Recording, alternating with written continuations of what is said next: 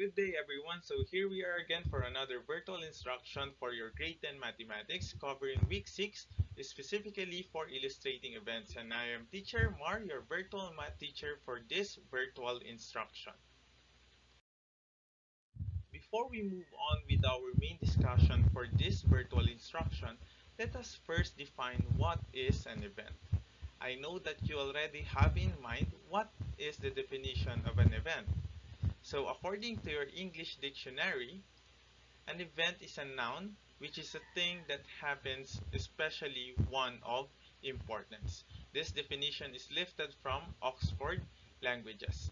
And this definition can help us in understanding better the topics that will be discussed in this virtual instruction, specifically with regards to events. From that definition, how is event defined in mathematics? But before we can do that, let us define the next one. Another term that we should define before we can define event in mathematics is to define first what is a sample space, and later on we can define what is an event. So we define sample space as the set of possible outcomes of a random experiment, and the event is any subset of the sample space. And now let us focus on the word possible outcomes.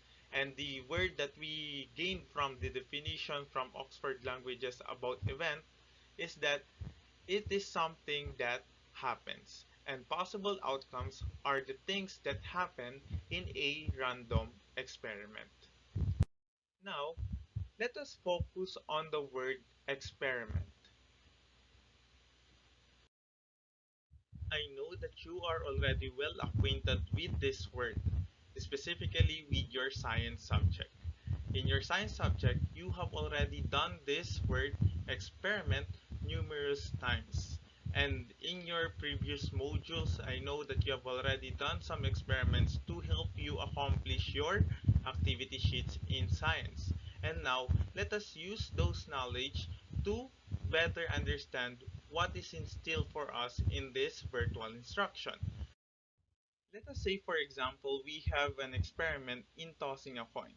So if I will toss a coin, what do you think would happen? Yes, you are correct.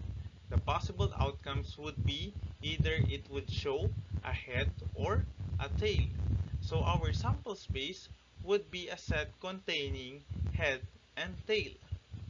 And then our event would be a subset of our set S. Therefore, we can enumerate it as 4 sets, which are subset of the set S.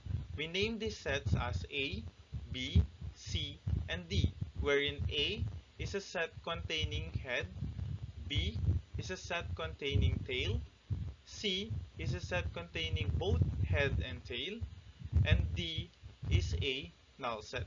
And observe that these sets are all subsets of the set S, which is our sample space, and therefore set A, set B, set C, and set D are all events. Now that we are already done with your points to remember for week 6, let us now proceed with your activities so that we can help you on how to accomplish your activities. And let us start with activity 1, entitled Is It Fair? So, in this activity, you are first tasked to find a partner and play bato-bato pick with your partner.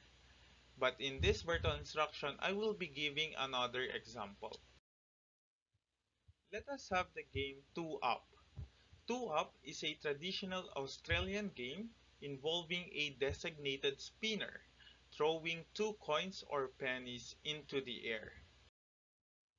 Here are the rules for this game. First, if the 2 coins show 2 heads, the spinner wins. Second, if the 2 coins show 2 tails, the spinner loses, and the spinner also loses the right to spin. And the third, if the 2 coins show a single head and a single tail, then the round is draw. Now, here are the questions that follow after you do the 15 rounds with your partner. First, how many different outcomes are possible? Second, how many ways can you win? Third, how many ways can your partner win? And fourth, is 2 up a fair game? Explain. Let us start by answering the first question. How many different outcomes are possible?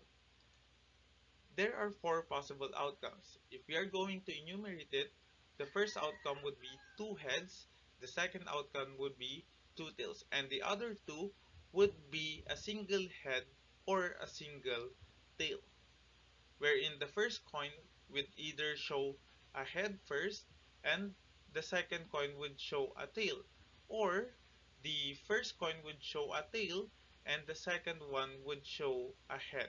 For the second question, how many ways can you win? If you are the spinner, there's only one way for you to win. It is for the 2 coins to show 2 heads. So there is only one way.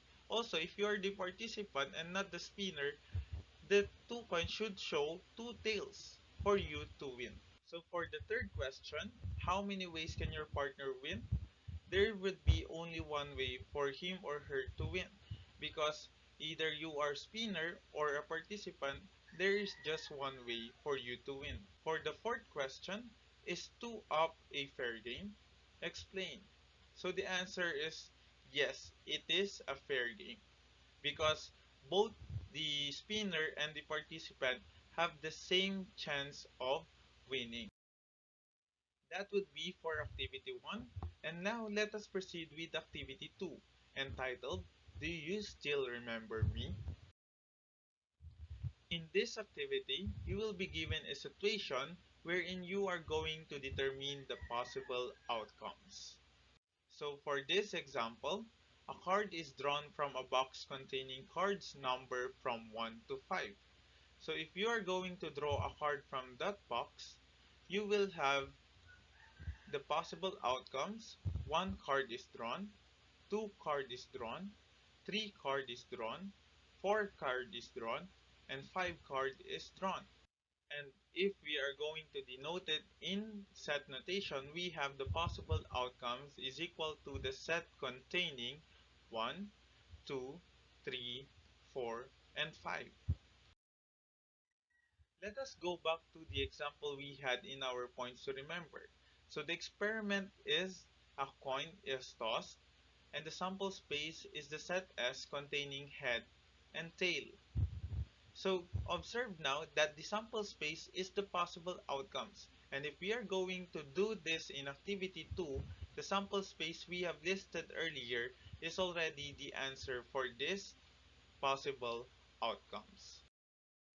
We are already done with activity 1 and activity 2. Now let us proceed with activity 3, entitled Understanding Compound Events. In this activity, you will be given a situation and you will answer the questions that follow. Let us have this example. You are tasked in your TLE subject to prepare a list of needed resources for your school program. The tree diagram below shows the possible menu combinations as provided by your TLE teacher. So for food, we have biscuit and sandwich. For drink, we have apple juice, pineapple juice.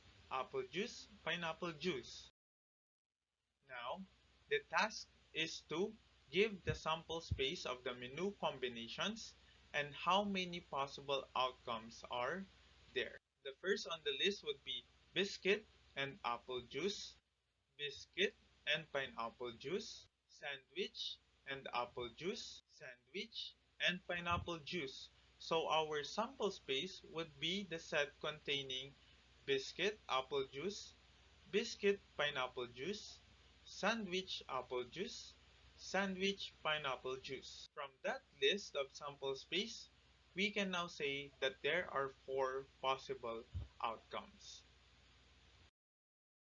That would be the end for our discussion for this virtual instruction for week 6. And before I end this virtual instruction, let me leave you with this quote from an anonymous writer. Life is a math equation. In order to gain the most, you have to know how to convert negatives into positives. And that is the essence of life in this time of pandemic. We should turn all negatives into positives so that we can smile and treat each other correctly. So, with that, thank you and stay tuned for the next virtual instruction. God bless everyone.